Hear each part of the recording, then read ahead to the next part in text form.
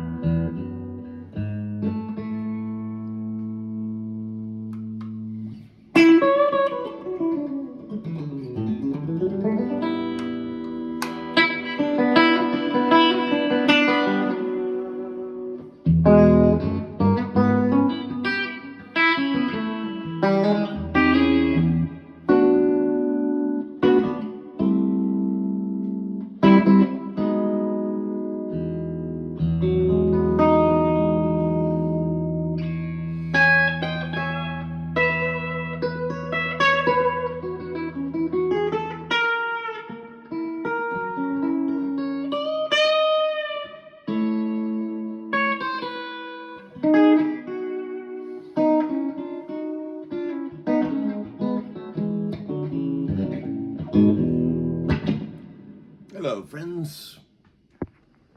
It's Uncle Larry. The Eastlake North High School alumnus of 1987. Alumnus.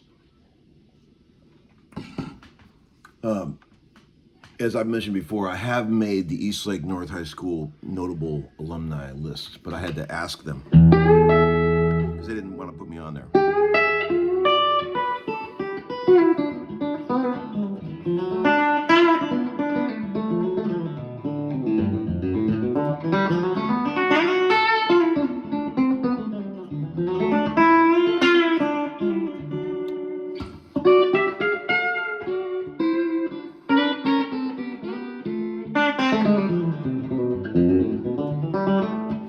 it struck me yesterday.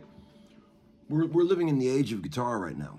I've been in the studio all week producing a record for a guy from Canada, and I had Jed Hughes playing guitar, and I was just thinking, man, we are living in the age of guitar.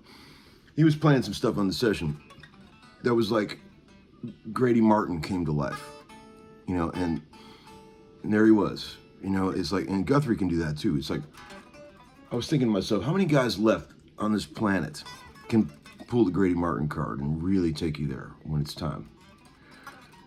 It's pretty amazing. We got the guitar is strong in Nashville right now. I don't know how it is everywhere else, but I know it's strong here.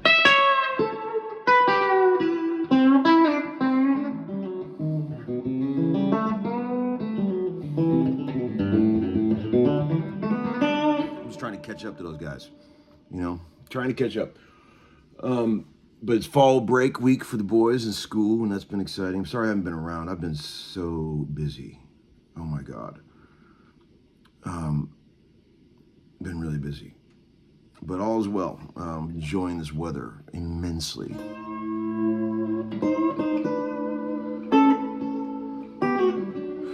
I had probably the worst gig of my life Saturday night.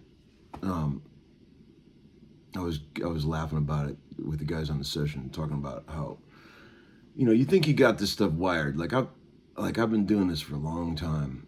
And people have asked me, do you ever get nervous for gigs and stuff? I never get nervous. I could walk up on the craziest stage. I've just been doing this for so long. I've been put into so many high pressure situations that like nothing phases me anymore. I get nervous in other areas of life, but not music, right? But I had this little gig at the Underdog last Saturday night, a 30-minute set that Cal wanted me to do. And I told him, I said, Cal, I don't have a band, bro. I don't do my own shows. He goes, come on, man, I really want you to play. And I was like, okay. Guthrie and everybody else has got their own bands. They're ready to go at the command. They can play a gig. I don't have that. I don't do my own shows. I'm always a sideman, right? So I did it anyway. And I, like I told you guys, I tried to do something crazy. I wrote 30 minutes worth of music, brand new stuff that I just came up with, and I handed charts to the drummer and bass player, and they'd never heard the stuff, and we just totally winged it. And they played great, but I played terrible. It was like probably the worst gig of my life. And thank you to anyone out there who has video of that show and hasn't posted it on the internet. We all have bad nights, friends. Everyone came up to me after the show and said, man, great set. I was like, that was the worst I've ever played. I didn't even know this was possible, but I looked down on the first song and my hand was shaking. I didn't even know that was even possible for me to do that. And I had all these aspirations of going way outside and playing a bunch of really crazy shit that I had in my head and getting completely off this earth. But I was so nervous about making a mistake that I ended up playing really safe 30-year-old licks that I knew were going to work, and not make a clam. Here's what happens in this day and age. When you can't really do experimental gigs anymore because everything you play is on the internet. There's someone there with a phone. So in the old days, I would go in a club and try all kind of crazy stuff, trying to work up something. But now you can't do that because everything you play, every mistake you make is on the internet. And it's really, you think about that when you're playing, man. It's just like, wow. I mean, I'm having a bad night. I don't want to make it even worse so I just ended up playing really safe. And that is what hurts me the most. Everyone would have thought, you sounded great, man. You did no mistakes or whatever. I'm like, yeah, but that wasn't the intention. The intention was to get off of this earth and go into orbit. And I could not get off the ground at all. But it was fine. And apparently I wasn't the only one that had trouble during that. It was a 2-day festival. Jed said he had a rough night. And a couple other guys that I know that played said they had a rough night too. But they can't all be winners, friends. You know, it's funny, like, I didn't even know I could do that and get nervous. It was, like, really shocking to me. Like, I was thinking, wow, man, I didn't even know that I could get freaked out. There was only, like, 100 people there. And, like, I don't know, it could have been the easiest gig of my life. And I made it into something way too complicated. Yes, Marshall? There's, like, people wanting to cut our trees. Oh, okay. I'll come down in a minute. All right, I'll come down in a minute. I'm making a video. Let me check back with you in 1 minute. I have to deal with something. Hold on. Back now. Got some dudes coming over to cut the tree down in the yard that's posing problems. But yeah, just a little, you know, if any of you guys out there are struggling with a little stage neurosis, don't worry, it happens.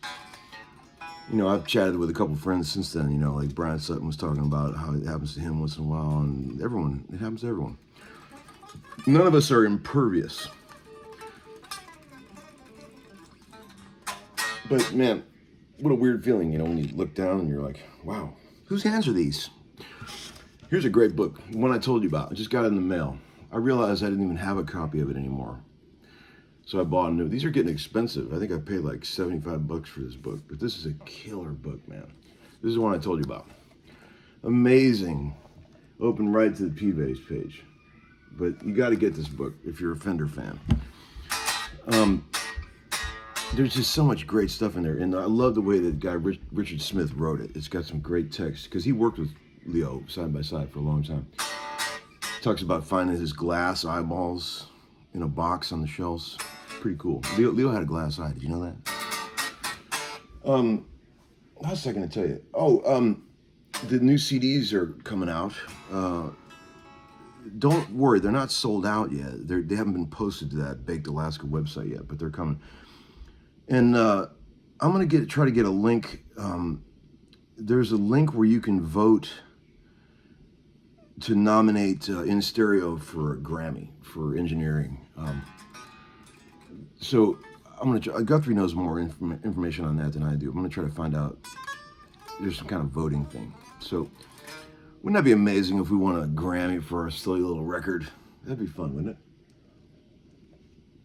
I never won no damn Grammys. But man, that session we did this week was really fun. I mean, I had a really fun band. We worked over at that's Paul Moak's studio, the Smokestack. Love that studio. And like I said, Jed was crushing it. My God, you know, when you're producing something, you got a guy that plays like that. It's infinite what you can do. You know, he can play anything you ask for. I said it's like, you know, everything he plays has just got such touch and soul, man. Like, dude's amazing. But the whole band was great. I had Freddie Eltringham, Steve Mackey, David Dorn. It was great. And my old buddy Mills Logan, engineering, the guy that did the Cliffs gig. It was fun.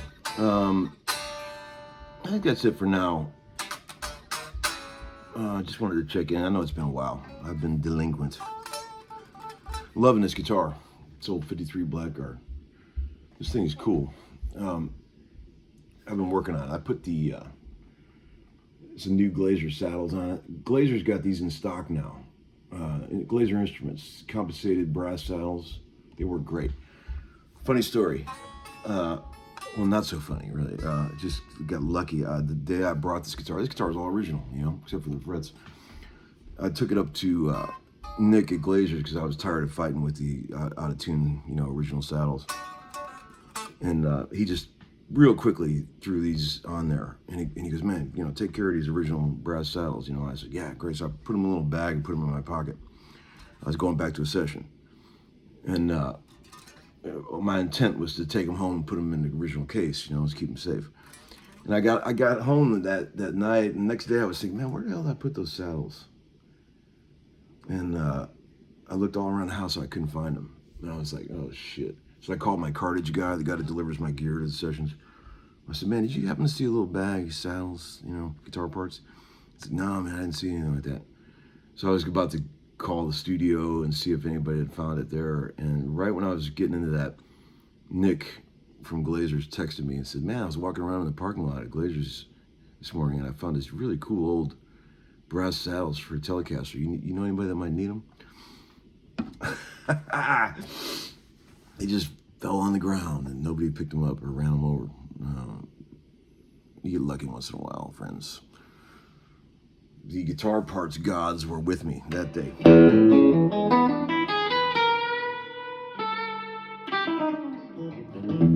Here's a crazy lick. I just showed this to Jed yesterday. I've been working on that arrangement of Angel Flying Too Close to the Ground, which is the greatest song ever written by any human being, in my opinion. Check that lyric out, friends. Somebody wrote that.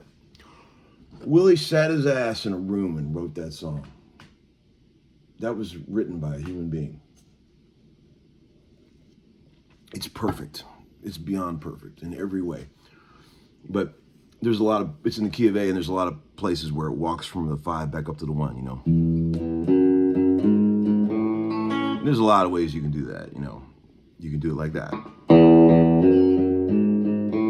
can do it like this. Or you can do it like this.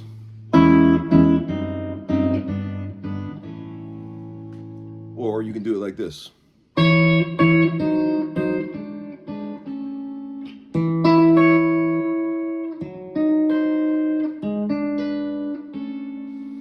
That's a good one. Check this out. 2 E's and a G sharp on top.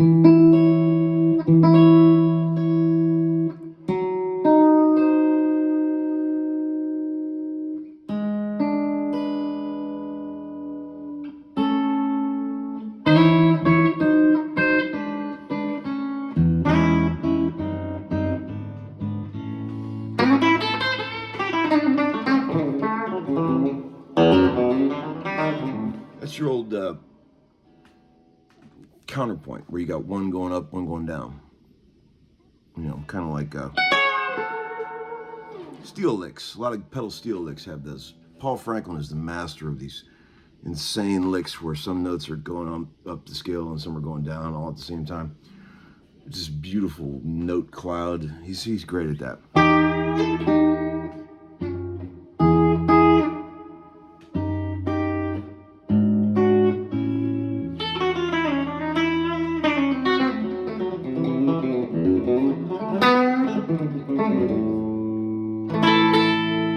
One, 3 minor. 4. 1, 4, 5.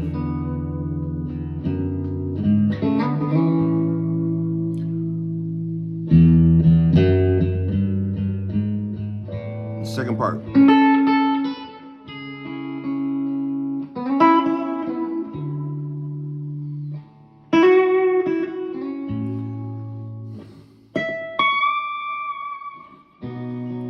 That's the chord that kills everybody. The 2 major, going from the A to the B. Trying to keep your spirits up and your fever down.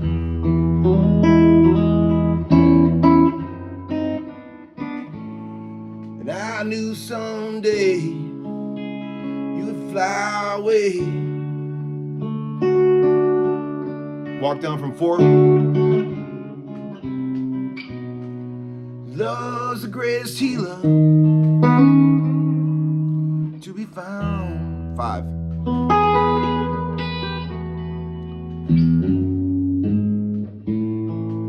So leave me if you need to. Cool chord. A7 over C sharp. So leave me if you need to. 4. I will still remember. Sharp 4 diminish. 1 over 5. Angel.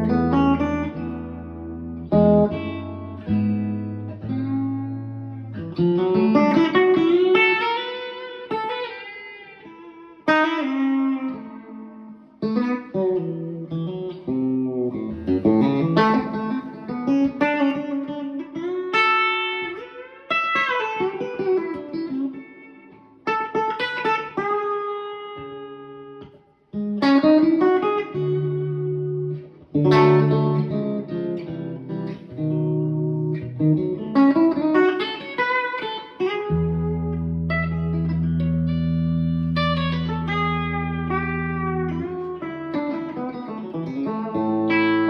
right, friends, there's something to think about on a lovely Thursday.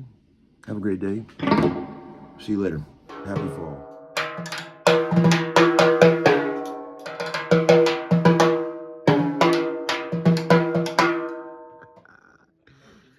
That's awesome. Let me see your stick action. Give me that stick.